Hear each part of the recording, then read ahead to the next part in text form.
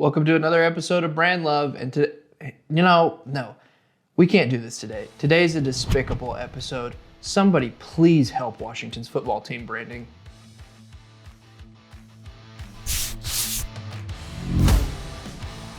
Listen, I like to see the good in most brands, but this one today is going to get a verbal beating from your favorite host of a show on a WunderTRE platform. The Washington whatevers have finally come to a consensus on a name for the new brand. Now, if you don't already know, in 1932, the Washington Swing Band was founded and subsequently named the Boston Braves. In 1933, the team changed their name, Color Me Shocked, and eventually would move on to Washington, D.C. in 1937 and immediately won their first of 5 world championships, with the first 2 championships being before the Super Bowl era. In 1950, the Washington Muffins were the first professional football team to be televised. Jump forward to the 1980s, the Washington Fish Charmers would win 2 Super Bowls and be one of the more dominant teams of the decade, and add 1 more Super Bowl to their title in the early next decade. It took another decade to reach their glory days again, but at the very end of the decade, the Washington Walkmans would win a division championship, only to have a disappointing end of the season during the playoffs. Since then, the Washington politicians have had a mediocre at best showcase in the following seasons, and as of late have been a complete disaster in terms of branding recognition and PR. Issues with historical context and a bad look in the public eye due to a controversial name have really shown the Washington football team organization looks like a dumpster fire from the outside perspective. Can we just skip to the good and the bad now? The good.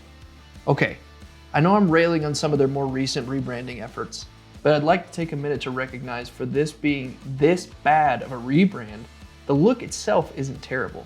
The Washington Charcuterie Board has attempted to retain at least some of their brand recognition with their Cheese Whiz Yellow and Summer Sausage Maroon, and even made a relatively great modern website for the update. The colors match well together, and the photography or videography is very well made and is actually pleasing to the eye in terms of sporty branding. Okay, here we go. I've been subtly warning you about a heavily opinionated hot take this entire episode so far. If you haven't already, get your kids and pets out of the room because they're about to get 3rd-degree burns if they're in there. I'll give you a second to let them go. Past, present, and future, all this brand does is bad. Even with a good head on their shoulders currently and trying to make up for a poorly thought out original name, this Commanders rebrand is bad. The football team interim was bad, and the previously known name was really bad.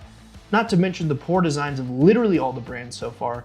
Nothing stands out except the bad rap that this organization gives itself, at least from a logo perspective. From a non-translatable, extremely dated original logo, this most modern debacle that is the single letter from their undecided days of being the football team, just with a crest around it now, I genuinely think they've made a horrible step in the direction of this brand and its future. It seems as if I'm not the only one that thinks this, because there are a handful of social media quotes that seem to think the same thing. Don't forget there were multiple years of people coming up with concepts that got ignored for this. Their reasoning for not going with this fan favorite Red Wolves concept was that the team name Wolves had some kind of legality behind it that would have taken them more time to litigate and get the rights for. Sounds like a cop-out for doing what the front office wanted and not what the fans wanted. I'm gonna do y'all a favor and keep the What I'd Change segment short and sweet. Reintroduce it to the DC community and let the fans decide and get the front office people that forced this decision out. Maybe there are some litigation issues with the name Wolves and any variation of it. But for something as big as a professional sports team in your city that people can back, I think it's worth revisiting the concepts that were given to them in this list. I also want to make it clear that I'm not blaming the design team. They worked with what they were given. But seriously, just completely start over. They had 2 years to make a decision and they chose arguably the worst one. As a sports fan, how does this brand make you feel? Let us know down in the comments below. Also, check out our new website with our new and improved downloadable resources, and check out our social media with the links down at the bottom. We'll catch you in the next one.